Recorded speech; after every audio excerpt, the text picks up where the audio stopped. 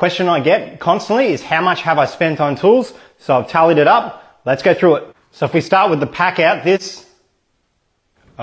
hey, what are you doing? Just tallying how much I've spent. Carry on. Okay. So this trolley cost $10. You can see this lot here was $15.